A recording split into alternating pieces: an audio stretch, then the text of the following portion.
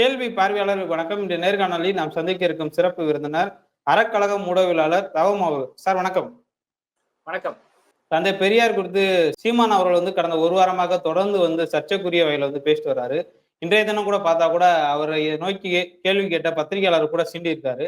குறிப்பாக ஆரிய தலைவர்களோட பெரியார் அவர்கள் நட்பு பாராட்டினார்.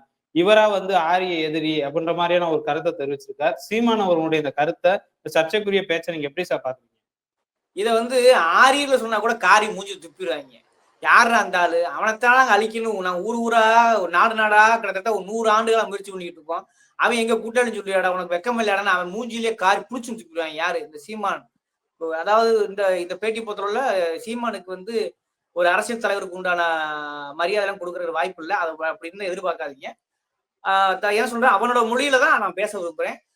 சீமானை பொறுத்தளவுல இப்ப அவனோட இருத்தல் அப்படியே சுக்கு சுக்கா கட்சி உடஞ்சுக்கிட்டு இருக்கு. இன்னைக்கு கூட பாத்தீங்கன்னாக்கா சேலம் மாவட்டத்திலிருந்து 100 பேர் கூண்டோட இருக்காங்க. 100 பேர் தொண்டர்கள் அல்ல, மிக முக்கியமான பொறுப்பாளர்கள், மறந்துடாதீங்க. கடந்த மாதம் முழுக்க பாத்தீங்கன்னா கம்ப்ளீட்டா எல்லாம் விலகிட்டே இருக்காங்க. இன்னைக்கு உச்சபட்சமாக ஜெகதீச பாண்டியன் இருக்காரு இல்லையா, நாம் தமிழ் கட்சியோட மிக முக்கியமான மாநில ஒருங்கிணைப்பாளர், அவரே இன்னைக்கு என்ன சொல்றாருன்னா, சீமான் போகக்கூடிய போக்கு என்பது சரியில்லை.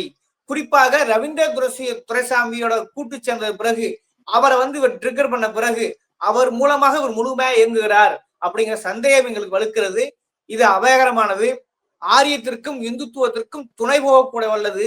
இது ரொம்ப ரொம்ப ஆபத்தானது. இது தமிழ் தேசியம் அல்ல. பெரியாரை இருப்பதோ திராவிடத்தை இருப்பதோ விமர்சிப்பது தவறல்ல. ஆனால் அது முதல் கொள்கையாக அதை எதிர்ப்பதுதான் முதல் கொள்கைங்கிறது ரொம்ப அபாயகரமானது. இது தெரிஞ்சோ தெரியாமலோ அல்லது அறிந்தே சீமான் அவர்கள், சீமான் அண்ணனே சொல்லியிருக்காரு, இவர் போற போக்கு சரியில்லை அப்படின்னு சொல்லி கடுமையான, இன்னைக்கு கூட இன்னும் விலகல, ஆனாலும் மாநில ஒருங்கிணைப்பாளராக இருக்கிறார். அவர் இன்னைக்கு ஒரு விஷயத்த பதிவு பண்ணியிருக்காரு. இது ஒண்ணு போதாதா? சீமானுடைய முகத்துறையை கிழித்து தொங்க விடுவதற்கு எவ்வளவு கேவலமானவை. அதுவும் பாருங்களேங்க, பக்கத்துல பெண்களை ஒரு தொடர்நடிகருக்கு நல்ல உதாரணம் தெரியுமா? பின்னாடி 50 பேரை படிச்சுக்கிறேன். ஆரியத்தை பின்னாடி பேசக்கூடிய ஒரே நாய் யாருன்னா இந்த சீமான் தான். பின்னாடி 14-20 பேரை திரும்ப அமைஞ்சிருக்கணும், இந்த பக்கம் திரும்ப அமைஞ்சிருக்கணும், இல்லடா அப்படின்றது. என்னடா வாய்ஸ் விளையாட? டேய், எதுக்கெடுத்தாலும் வரலாறு முழுக்க வாய்ஸ் விளையாட வைத்து, வாயை விபச்சாரத்திற்கு விட்டு, வாயை வாடகைக்கு விட்டு என்ன வேண்டுமானாலும் பேசலாம். அதான் இந்த தரட்டிக்கன்னு சொல்லுவாங்க, துண்டு பிடிக்கிறாங்கன்னு சொல்லுவாங்க. அவங்க கூட ஏதாவது ஒரு விதத்தில் நாகரிகமாக பேசுவதற்கான வாய்ப்பு இருக்கிறது. இது அதிலும் கீழான ஒரு ஜந்தாக, கேவலமான இழிபிறவியாக, பெரும் மன நோயாளியாக பேசிக்கிட்டு இருக்கு. எனக்கு என்ன தெரியுமா காலகட்டம், இவன் வாழ்கிற காலகட்டத்தில், இவன் வாழ்கிற இந்த இழி காலகட்டத்தில் நாமும் வாழ்கிற என்பதற்கு வெக்கமாக இருக்கிறது. இப்படி ஒரு அரசியல் தலைவரை வரலாற்றில் பார்த்ததே இல்லை. அவ்வளவு கேவலமான பிராணியாக மாறி எல்லாத்தையும் வறண்டி கொண்டிருக்குது. குறிப்பாக பகுத்தறிவு பகலவன் தந்தை பெரியாரை அவன் திட்டுறதுக்கு குறைஞ்சபட்ச ஒரு துளி அறமுள்ள. இன்னும் சொல்ல போனா, பார்ப்பனர்களோட சில பேர் பெரியாரின் அருமையை புரிந்தவர்கள். அதான் கடந்த கால வரலாற்றில் பதிவாயிருக்கிறது. பார்ப்பனருக்கு நேரடியாக உதவி செய்திருக்கிறார். அவர் சொல்றார், பிறப்பால் பார்ப்பனரை நான் ஒருபோதும் துவேசிக்கவில்லை, பார்ப்பனியம் பிராமணியத்தை தான் நான் இருக்கிறேன்னு சொல்லியிருக்கார் தெளிவா.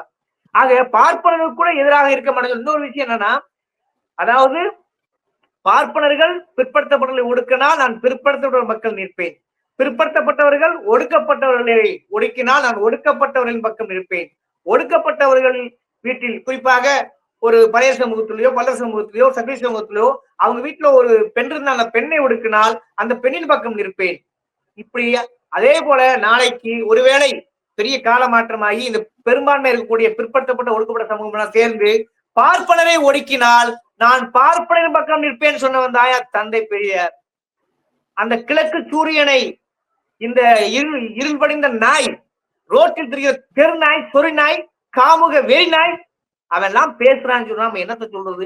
அவன் பேசுறான்னு சொல்லி நம்மளும் பேச நினைச்சாக்க இதுதான் கால கொடுமைன்னு நினைக்கிறேன். இதுதான் அரசியல்.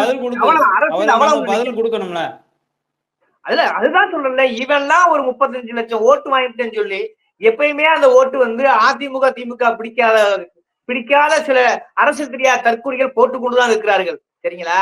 அந்த ஓட்டை வாங்கிட்டு இருக்கா இவன் பேச பேச்சிருக்கேன். இப்ப சொல்றேன், திரும்ப திரும்ப ஒரு முழு பொய் ஒன்று சொல்லி கொண்டிருக்கிறான். என்ன தெரியுமா? நான் ஈழத்தில் பிரபாகரனை சந்தித்த பிறகுதான் எனக்கு மாற்றம் ஏற்பட்டது, அதன் பிறகுதான் நான் பெரியாரை திட்டுகிறேன். ரொம்ப எவ்வளவு கேவலமா பொய்யுங்கிறது ஒரு அளவா சொல்லலாம். அங்க ஈழத்துக்கு போயிட்டு வந்த பிறகு பிரபாகரன் சொன்னாங்களே பெரியார் பற்றின பெருமைகளும் பெரியாரின் கைத்தறி தூக்கினார் தமிழகத்தில் நாங்க எங்க துப்பாக்கியை தூக்குறோம் பிரபாகரன் சொன்னார் சொல்ல வீடியோ வந்துருச்சு. அதை விடுங்க. 2023 வரையும் எங்க ஐயா வழிகாட்டின்னு சொன்ன பெரியார் சொல்லியிருக்காரு. அதை கூட விடுங்க. போன வாரம் எங்க முகேன்வர்சி டிவியில என்ன பேசியிருக்கானா, எங்களுக்கு தலைவர் பிரபாகரன் வழிகாட்டி பெரியார். நான் சொல்றது போன வாரத்துக்கு இந்த ஒரு வாரத்துல என்னத்தை பார்த்தேன், இவன் என்ன படிச்சான், இவன் படிச்சான்னு சொன்னா உலகம் நம்புமா, ஊர் நம்புமா, மக்கள் நம்புமா, தமிழர் நம்புவார்களா?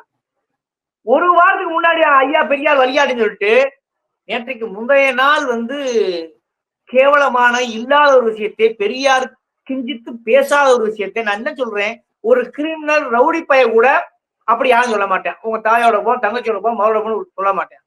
அப்படி இருக்கும்போது பகுத்தறிவு பகலவன் தந்தை பெரியாராக சமூக நீதிக்கு பெரிய வழிகாட்டியாக விதை நெல்லாக தமிழ் சமூகத்தை இந்த தூக்கி நிறுத்தியதற்கு மிக முக்கியமான காரண வரலாற்று படிக்கட்டா இருக்கக்கூடிய தந்தை பெரியார் அவர் பேசுவார்னா யாரா நம்புறது?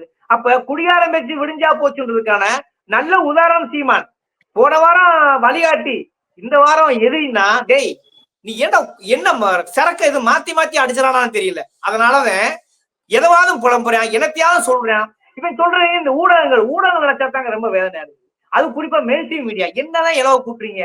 ஒரு கேள்வி கூட கேட்க தெரியாத அவன் என்ன சொல்றான், போனோட நான் பெண்கள் இந்த மாதிரி தங்கையோடும் தமக்கையோடும் தாயோடும் போனான்னு சொல்லல, ஆதாரம் கேட்டீங்க. ஆதாரம் கேட்க அங்க துப்பு இல்லை யாருக்குமே. ஏங்க ஒரு அரசியல் தலைவரை பற்றி, குறிப்பாக ஒரு வரலாற்றுல மறைந்த 50 ஆண்டுகள் ஆன ஒரு தலைவரை பற்றி இப்படி சொல்றீங்களா? ஆதாரம் இல்லாம சொல்லலாமா? ஒரு நீங்க அரசியல் தலைவர் ஆயிட்டு இப்படி கேளுங்கடா, நீங்க ஒரு திட்டமா வேணாம்டா, இப்படி கேட்க பஞ்சமாயி போச்சுங்க. அப்ப அதுக்கு பிறகு என்ன சொல்றேன், ஆதாரத்தை போல நீ பூட்டி வச்சுட்டீங்க. ஆதாரத்தை போல பூட்டி வச்சுல, அப்ப அந்த ஆதாரம் எங்க இருந்து எடுத்த? முதல்ல நீ பேசுவதற்கு நீ ஆதாரம் எல்லாம் ஆதாரத்தை கேட்டா பூரா பூட்டி வச்சுட்டாங்க. பூட்டி வச்ச ஆதாரம் உன் கைக்கு கிடைச்சி நீங்க எப்படி சொல்றேன்னு இருக்குல்ல, பார்க்காமலா நீ சொல்ல முடியும்? அப்ப நீ பார்க்கவே இல்லை. இட்டுக்கட்டு RSS தன் பரிவார கும்பல், அண்ணாமலை, குறிப்பாக ஹச் ராஜாவின் அவன் மலத்தை தின்று விட்டுத்தான் இவன் பேசுகிறான். RSS கொடுக்கக்கூடிய என்ன சொல்றது, எச்சி எலும்புக்கு தான் ஜொல்லு விட்டு அலையுது. அதுதான் இப்படி தொடர்ந்து பேசிட்டு இருக்கு. இன்னைக்கு கூட பத்திரிகையாளர்ல ஒரு 50 பேர் பத்திரிகையாளர் நினைக்கிறேன். அதுல ஒரே ஒருத்தனுக்கு குறைஞ்சவன் சூடு சொல்றனோட ஏங்க போறவங்களுக்கு பேசுறீங்க ஆதாரத்தை கேட்டிருக்கேன். உண்மையிலேயே அந்த நிருபரை நான் மனதார பாராட்டுகிறேன். உங்களை போன நிருபர்களை தான் எனக்கு குறைஞ்ச ஊடகம் பிழைச்சி கிடக்குன்னு நினைக்கிறேன். அது இன்னைக்கு பாத்தீங்கன்னா நடு பெண்களை வச்சுக்கிட்டு என்ன சொல்றேன், மறுபடியும் அதே பொய்ய சொல்றேன், திரும்ப திரும்ப பொய் சொல்றேன். அதாவது வித்தவுட் லைஃப் எப்படி வேணாலும் நீங்க இருந்துக்கலாம், பிள்ளை வைக்காத, கர்ப்பப்பை அறுத்து எரிஞ்சுடே, எதுக்காக அதை சொன்னாருன்னு போல கொஞ்சமா. அதாவது பெண்களை பிள்ளை பெற்று எடுக்கிற எந்திரங்களாக இந்த சமூகம் மாற்றி வைத்திருக்கிறது. அந்த கோபத்தின் உச்சியில் சொன்னார். ஏன்னா நீ பிள்ளை வைக்கிற எந்திரமா, நகைகள் மாற்றி வைக்கிற ஸ்டாண்டான்னு கேட்டார் பெண்களை பார்த்து. அதற்காக உச்சபட்ச கோபத்தில் சொன்னது இந்த பிள்ளை வைக்கிறது, இந்த கர்ப்பப்பை தான் காரணம். அதையும் வீசி எரின்னு சொன்னது. அது உச்சபட்ச முற்போக்குத்தனத்தின் கோபத்தின் பெண்கள் மீதான உண்மையான அக்கறையின் வெளிப்பாடு. அந்த கோபம் பெரியாரின் கோபம். நாயே நீ பெண்ணை பத்தி பேசலாமா? பெண்கள் பக்கத்துல வச்சுட்டு அசிங்கா பேசலாம். அந்த பொம்பளைகளும் எனக்கு என்னத்த சொல்றது தெரியலங்க. இவங்க கூட போனாலே நாசமாத்தான் போயிருக்கலாம்னு தெரியல. அதுல கேக்க சிரிக்குது. என்ன இப்படி ஒரு ஜந்துக்களை, மூளையற்ற மனிதர்களை, சிந்தனை மலடுகளை, பெண்களை மேற்கொண்டு பிற்போக்குவாதிகளை மாத்திர ஒருத்தன் இருந்து பேசுறேன். அதுக்கு சில பெண்கள் கைதட்டுறாங்க, பேசுறாங்க, சிரிக்கிறாங்கன்னா 50 ஆண்டு காலம் கிட்டத்தட்ட நீங்க பாத்தீங்கன்னாக்க இந்தியாவிலேயே பெண்கள் வேலைக்கு செல்லும் பெண்கள் விகிதத்துல தமிழ்நாடு நம்பர் 1. அதற்கு காரணம் தந்தை பெரியார். அப்படி இருக்க காலத்தை திரும்ப என்ன பண்றான், பிள்ளை விற்கிற எந்தமாக பிற்போக்குத்தனமாக பெண்களை போக பொருளாக மாற்றுவதற்கு 50 ஆண்டு காலம் 100 ஆண்டு காலம் பின்னோக்கி எழுத்து பாக்குறான் இந்த மூடன் சீமான். இவனை என்ன சொல்லிட்டு, இவனை அடிச்சும் பார்த்தாச்சு அவுத்தும் பார்த்தாச்சுன்ற மாதிரியா இந்த நான் இனிமேல் சொல்றேன். இவன் கருத்து பிழையானவன் இல்லை. இவன் வேண்டுமென்றே ஒரு கழகத்தை உருவாதற்காக தன் இருத்துல நின்று வைத்துக் கொள்வதாக. குறிப்பா சொல்லணும்னாக்க விஜய் வரிகைக்கு பிறகு இவன் அல்லாடுறான், பதறான், கதறான். ஓட்டரசில் எழுதி வைத்துக் கொள்ளுங்கள், 2026 2% கூட வாங்குவதற்கான வாய்ப்பு இல்லை. இவனை மக்கள் ஓலையை கட்டி ஓட விட்டுருவாங்க, உறுதியா தெரிஞ்சு வச்சு. அதில் பெரியாரை பேசின பிறகு பெரியாரை விமர்சனத்துக்கு அப்பாற்பட்டவர் கிடையாது. அவர் சித்தாந்த மீறி வரலாற்று ரீதியாக ஆங்காங்கே சில பிள்ளைகள் இருக்கலாம், அதை நீங்க விமர்சிக்கலாம், தவறு கிடையாது. இது புறப்பட்டிருக்காரு, நிறைய செய்யலாம் அப்படின்னு சொல்லலாம், அதுவும் தப்பு கிடையாது. ஆனா முன்னையாக பெரியார் என்ன செய்தார் என்று அம்பேத்கருக்கு எதிராக நிப்பாட்டுவது, பாரதிதாசனுக்கு எதிராக நிப்பாட்டுவது, வல்லாருக்கு எதிராக நிப்பாட்டுவதெல்லாம் இருக்கு இல்லையா?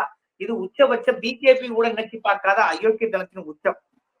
சூத்திர சங்கியாக, சூத்திர அடிமையாக, ஆர்எஸ்எஸின் கைக்கூலியாக மாறிவிட்டான் சீமான் என்பதற்காகத்தான் நல்ல உதாரணம். இன்னைக்கு அவர் மாநில ஒருங்கிணைப்பாளர்ல ஜெகதீச பாண்டியன் பாத்தீங்கன்னா அவருக்கு எதிராக நீ போர் புரிவிக்கிறார்.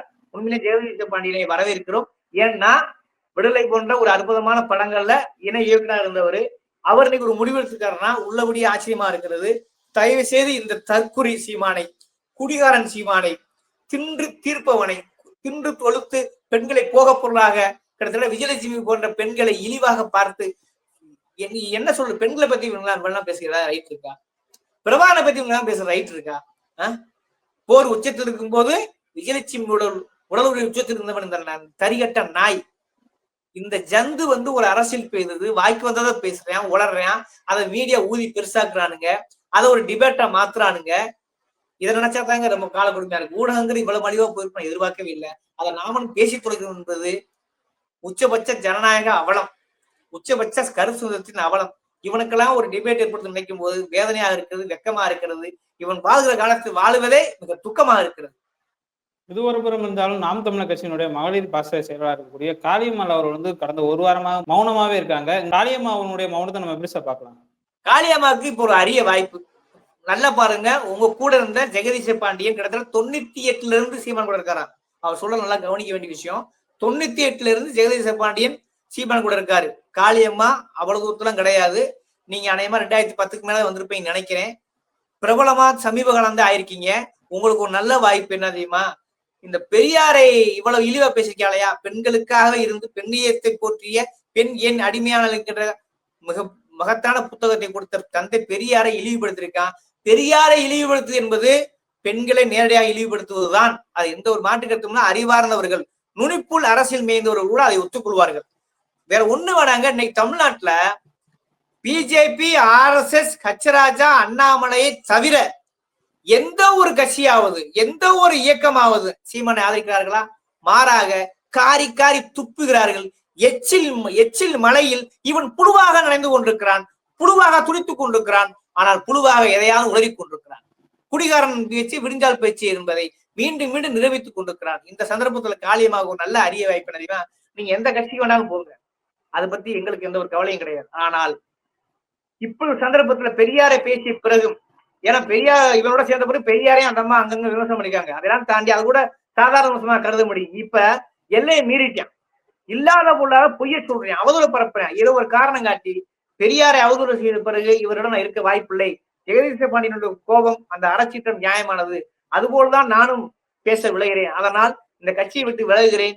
எந்த கட்சிக்கு போங்க, அல்லது நீங்க வெறும் தமிழ் தேசிய செயல்பட்டா கூட இயங்குங்க. உண்மையான குறைஞ்சபட்ச அற நாணயம் இருந்தால் காளியம்மாள் சீக்கிரமே விலகுவார் என்று நம்புவோம்.